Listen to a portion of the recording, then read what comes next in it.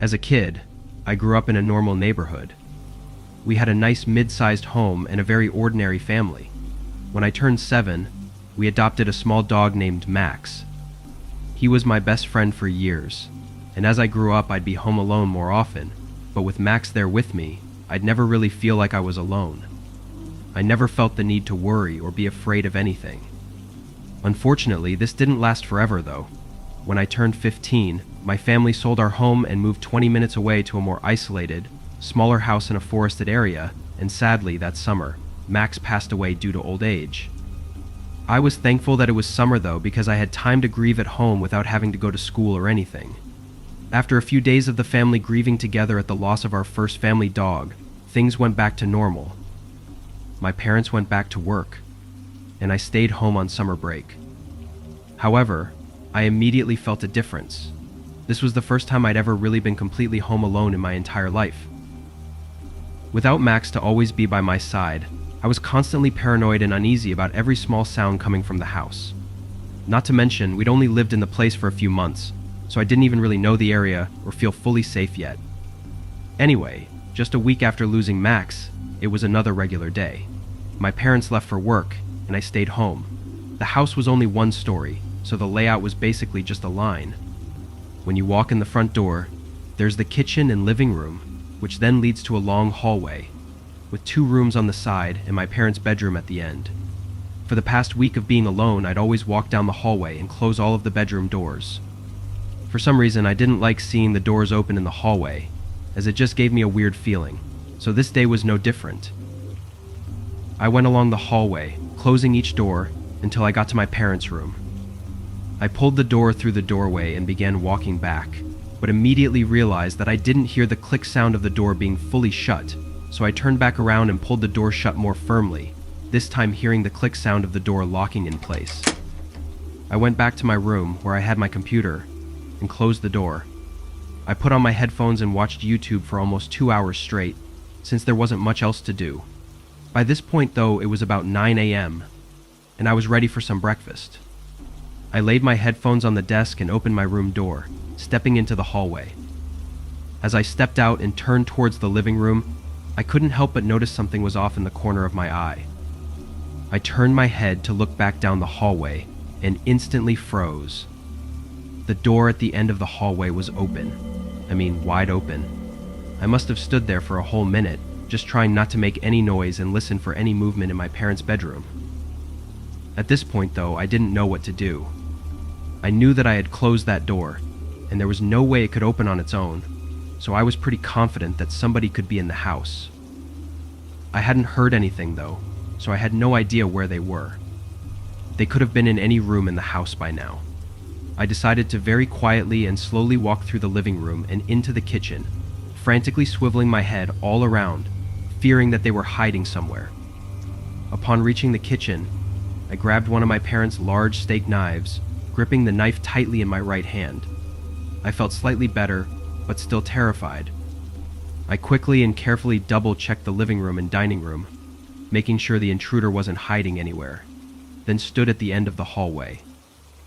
I walked down to the spare bedroom, trying to open the door quietly, but it was old and creaky.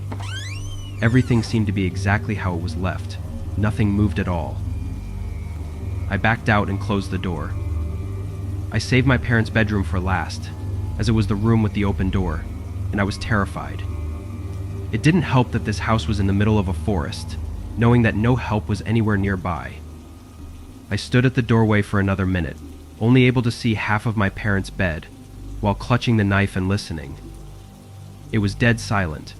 Fear continued to rise inside me as I called out shakily, but there was no response. I tried to sound confident, but I knew it was a thin act. I took a step inside, looking around the corner. It seemed empty, just like the other rooms, with nothing moved at all. I even crouched and looked under the bed, but no one was there. I walked to the other side of the bed, and just as I noticed a small spot of dirt on the floor, I heard a soft thud from behind me. I jumped, heart racing, and stared at the bathroom door that was shut. I could hear frantic movement in there, while also seeing a slight shadow from under the door. A few seconds passed as I stood in fear, before hearing one last thud, followed by footsteps fading away outside the house. Still in shock of what had just happened, I carefully walked over and opened the door, immediately noticing the open window. I quickly closed and locked it, then ran to my room to grab my phone. I don't know why I never called the police. I guess I was just young, and I didn't want them to come over if nobody was actually there. But upon reflection, I know I should have just left the house and called the cops to begin with. Anyway, I called my parents first, who then called the police and came home soon after. During their investigation, they found small patches of dirt from someone's shoe pretty much throughout the whole house, except for my room. They were able to tell that it was only one person, however. Strangely, they didn't take anything. Not a single thing was missing from our home. This was obviously really creepy and unusual, making the motives of the intruder much more disturbing. We moved out of the house several months later, though mostly due to other problems with the house. Being in my 20s now, I still think about this encounter every once in a while. I wonder what would have happened if I wasn't wearing my headphones and heard the person enter, since I probably would have looked and seen them. It's terrifying to imagine, but I'm thankful for how everything turned out, aside from the intruder never getting caught. I was driving home from my friend's house. It was late. I don't know exactly the time, but if I had to guess, it was probably 2 or 3 a.m. I lived 20 minutes away, which wasn't too far, since most houses around here are spread out. The rain and lack of streetlights made it hard to see though, so I was driving slower and more carefully. 5 minutes down the road, I pulled up to a traffic light. I had the red light, but there was a blue car on the other side, who was on the road, partially in the intersection. Its headlights and everything were on, but it was just sitting there at a green light. I couldn't tell if there was something wrong, or maybe they were asleep. But when the lights changed, I drove forward, slowly maneuvering around them. I tried to discreetly look in their car as I passed, but the rain on my window blocked most of my view. Only a moment after passing them, and driving down the road again, the blue car turned and started following me down the road, so it wasn't broken down after all. I kept my eye on the mirrors. I wouldn't consider myself a paranoid person, but the situation felt staged. Another minute down the road, the car's headlights started getting brighter in my mirrors as they pulled their car closer to what felt like just a couple of feet from my back bumper. In weather like this, that made me really uncomfortable. I looked back at the road, but saw a small light pop up on my dashboard. It was a signal that one of my tires was low on air. A common signal, but it felt like an odd time for it just to pop up, given the situation. I looked back in my mirrors, seeing the car still tailing me. They were so close, their headlights almost made it hard to even see the actual car. I was just 4 or 5 minutes away from home, nearing the entrance to the neighborhood, when my dashboard started flickering a new signal: flat tire. My stomach dropped. The second I saw that signal, I put all the pieces together and was almost 100% sure that this car behind me had done something. I drove another minute, hoping to make it closer to home, but I could feel my car sinking to the left and I was practically driving on the rims now. I had to pull over.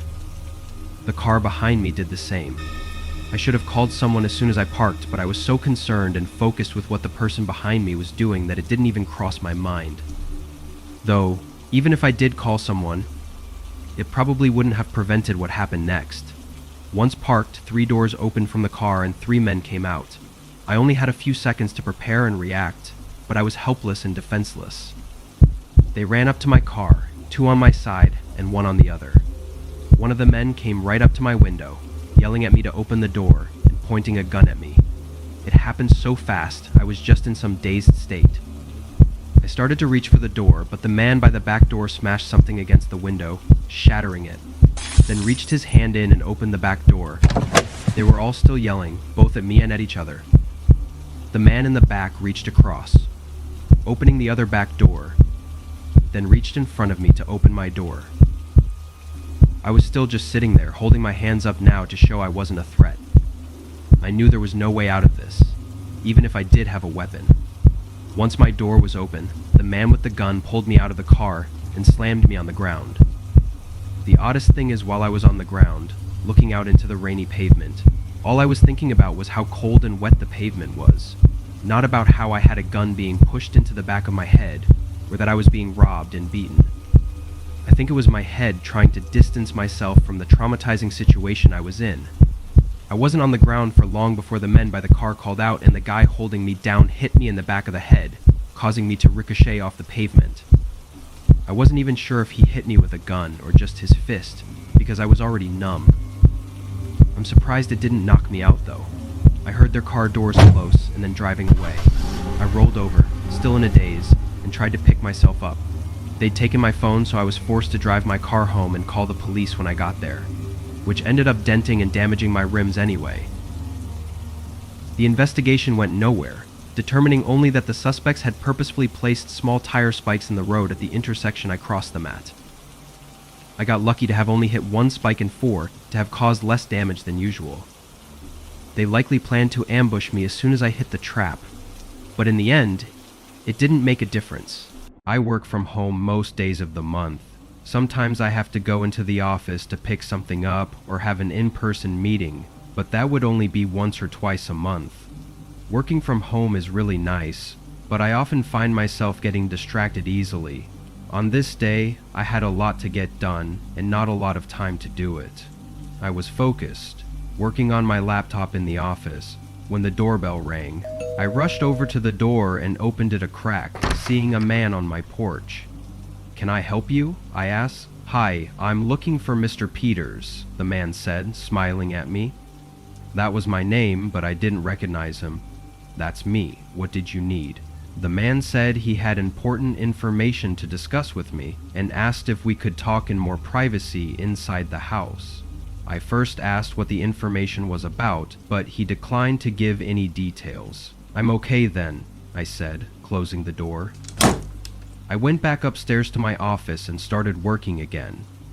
A minute later, though, the doorbell rang again. I knew it had to be the same man, which started making me frustrated. I ran back down to the door and opened it, fully prepared to tell the man to leave, but he was already gone. There was no one at the door and no cars or anything outside the house. I stuck my head outside and looked around, then closed the door again. The rest of the day went by without any more issues. I finished working, though had to do an hour of overtime. Once it got late, I shut off the TV and went upstairs to shower before bed. I turned on the water and was waiting for it to heat up when the doorbell rang again. I checked my phone, seeing it was 10:30. I wasn't going to open the door, but I wanted to see who it was, so I went back down and looked through the peephole. There was a man on the porch in dark clothing and with a face mask on. Even with the cover-up, I could tell it was the same man from earlier, based on his body shape and the way he was standing. My whole body froze, and I just watched him through the peephole. He rang the doorbell again. I could see he had something big in one of his pockets, either a large knife or a gun.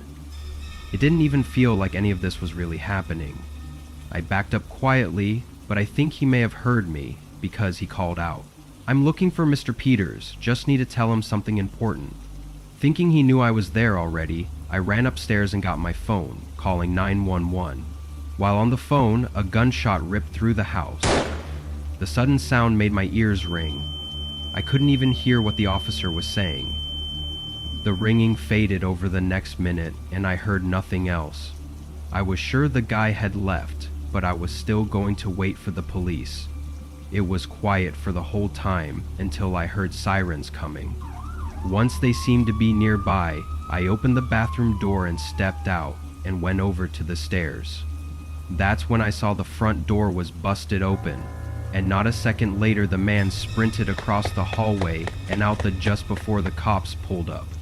I think he had shot the lock out, and my ears were ringing so bad that I didn't hear him come inside.